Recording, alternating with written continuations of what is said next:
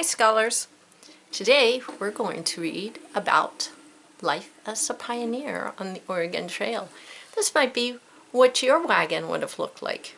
Got your horses pulling it or mules. Some people had oxen. Got your family. Got your covered wagon. Take off and let's see what's inside. All sorts of things you'll be needing. Some wheat, baskets, even your stove you might need to take with you, and our barrels on the side holding our water because there were places where there wasn't much water. All right, let's send these guys on their way and we can take a look at your life as a pioneer on the Oregon Trail. By Jessica Gunderson, illustrated by Rachel Dougherty. Let's see what happens. Your life as a pioneer. Your role. Congratulations! You'll be playing the role of Abigail Cross in our play Life on the Oregon Trail. The year is 1847. You, your husband, and your 3 children are heading west across North America to start a new life. And you're not alone. Hundreds of other families are traveling with you. The 5-month-long journey will be hard. You'll cross unsettled wilderness and steep mountains. You'll battle nightmarish insects. But at the end, you'll find a new home. Ready? Westward ho! Oregon or bust. It's a sunny May day in Independence, Missouri. It's crowded and your children Frankie, Henry, and Jenny keep running off. Do you have everything you'll need? Flour, bacon, and beans? Check. Medicine and tools? Check. Your mother's china? Check. Your antique table? Check. Children? Where are the children? A bugle sounds. Kids, come back here, you yell. We're leaving. In 1847, the Oregon country was made up of present-day Oregon, Washington, Idaho, and parts of Montana and Wyoming. Oregon became a state in 1859. This is no small adventure, my dear. A wagon train could carry 1,000 people. Some wagon trains were nearly 3 miles long, 4.8 kilometers. Rough riding. After leaving Missouri, you travel over the plains. At first, you ride inside while your husband Jim leads the oxen. But the ride is very rough. You think it's probably better to walk. Outside, the wind is fast and heavy and your skirt fusses and flaps. You wish you could wear pants like the men. Sorry, Abigail, no pants for you. Women in those days wore long dresses with long sleeves. Oh, and I hope you really like what you're wearing. You only have one other dress in the wagon. There's simply no room for more. Almost every Oregon Trail pioneer walked, even kids, for most of the 2,000-mile trip. Some rode horses, but many people didn't have enough money to buy them. Cold lunch. At noon, the wagons stop for a break. There's no time to cook, so you feed your family dry bread and coffee. The kids whine. We'll have better food tonight, you promise, though you know it's probably not true.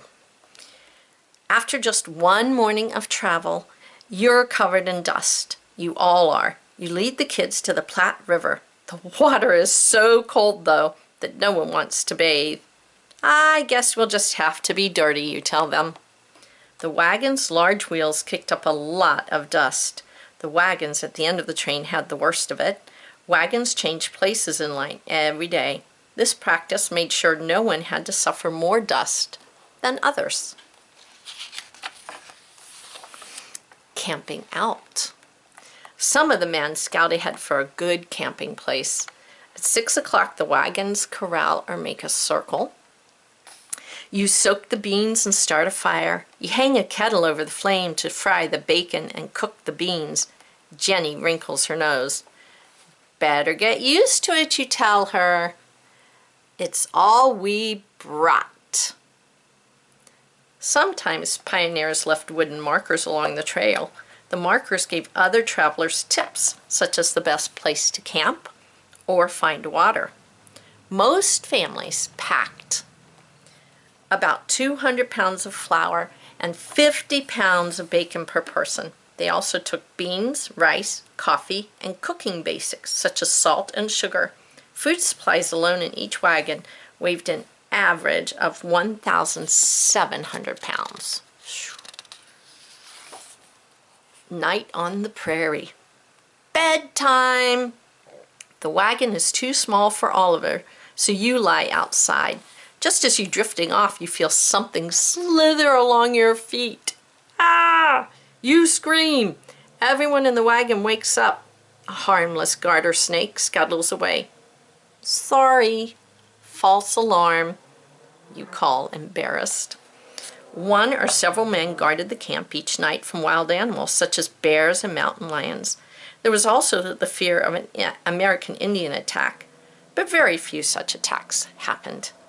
In a blink, it's time to get up. You start the fire for breakfast. Jim leads the oxen to graze. Shortly after sunrise, the wagon train readies to leave. "Mama, I have to go," says Jenny. You hurry with her into the trees. You hope you'll be able to catch up to the other wagons. "Don't panic, dear. The wagons travel pretty slowly, averaging 15 miles a day. But don't fall too far behind. You may get lost." Buffalo chips are not for eating. Sometimes the prairie is black with herds of buffalo. You and the kids look for buffalo dung, hard, crispy discs you call buffalo chips. The chips burn hotter and longer than wood, which is becoming scarce. You put them in your apron and try not to think about what they really are. Ever eaten buffalo meat, Abigail? It tastes a lot like beef. Sadly, buffalo were nearly extinct by the 1900s. White settlers had overhunted them. The kids have a different idea, though. "How far will it fly?" Frankie asks, flinging one of his chips into the air. Henry laughs and joins in too. Even Jenny flings hers. It sails into the river with a plop. "That's not ladylike," you cry. Kids on the trip had to help with many chores, but they had fun too. They played ball games or leapfrog and tag. They picked flowers and went exploring. Passing the time. In the evening, you and Jenny wash clothes in the Platte River. The water is cold, and your hands sting from the harsh soap. Back at camp, Frankie and Henry build the cooking fire. You have to admit, the buffalo chips give the bacon and beans a nice smoky flavor. After dinner, the kids read by the firelight. It's the only schooling they'll get until Oregon. Your husband brings out his fiddles, and everyone dances. The wagon trains were largely on their own, but there were a few U.S. forts along the trail. Fort Kearny and Fort Laramie were two. Pioneers could mail letters and buy supplies there. On the plains, pioneers sometimes dug holes for their fires.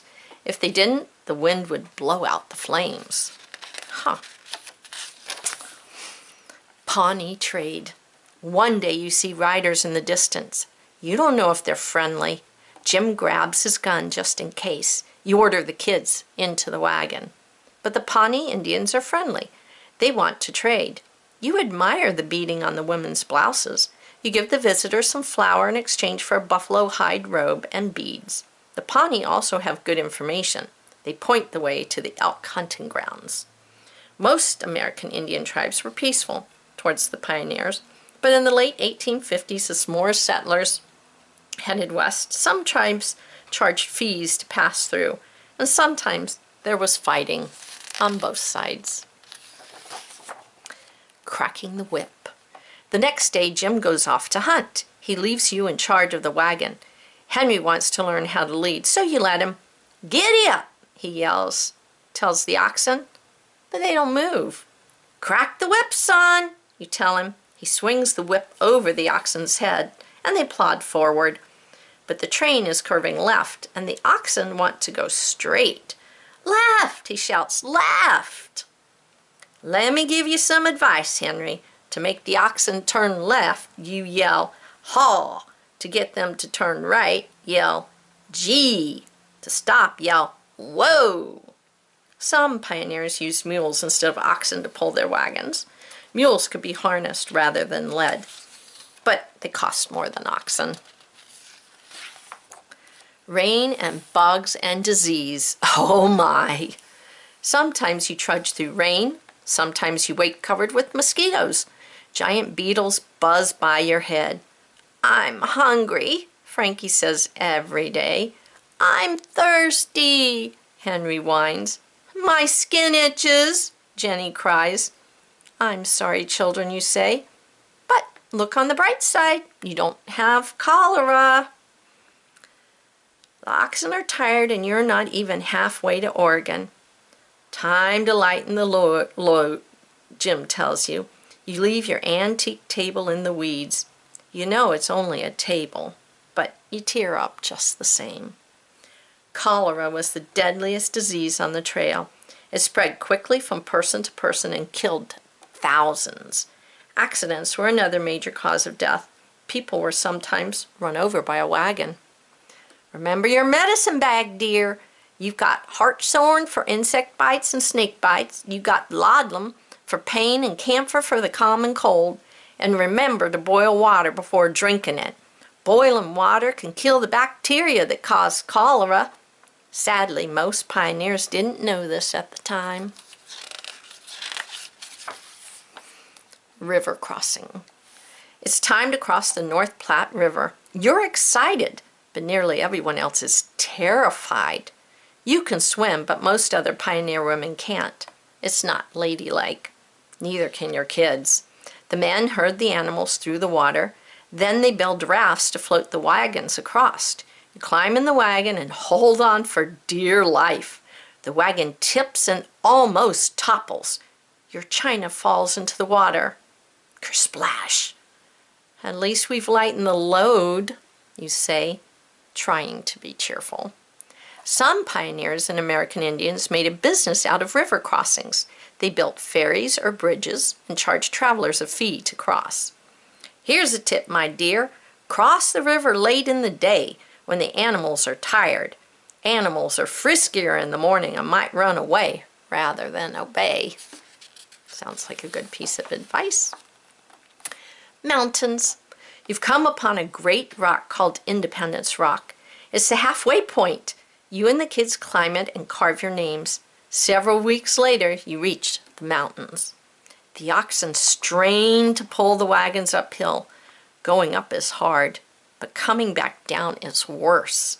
You tie ropes to the wagons and everyone, even the women, helps to lower them slowly down the slope. You hold tightly to the rope. Your feet slip and sweat drips from your brow. This isn't ladylike, you mutter. The phrase, I'm stumped, started on the Oregon Trail. Wagon axles would often break. If the wagon hit a large tree stump or rock, a broken axle meant a wagon couldn't move. Hence you were stumped. Oregon. Are we there yet? Henry asked in October. And you are.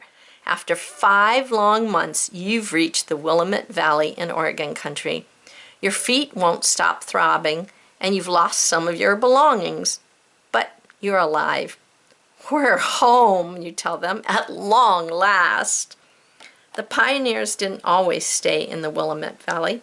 Some went south to present-day California. Others retraced their steps to settle in present-day Montana or Wyoming. Take a bow. Wonderful performance. You made it to the end of the Oregon Trail. Yay! Long journey, wasn't it? Now you can stop trying to be a lady and go back to being just a kid. Just don't start playing frisbee with buffalo chips, okay? In 1869, a cross-country railroad was completed. People began moving west, taking trains rather than wagons. Travel on the Oregon Trail became less and less common. At the end of our book, we have a glossary. an index, and even a place where you can read more if you really enjoyed our book, Your Life as a Pioneer on the Oregon Trail. I hope you did. And until next time, go out and do great things.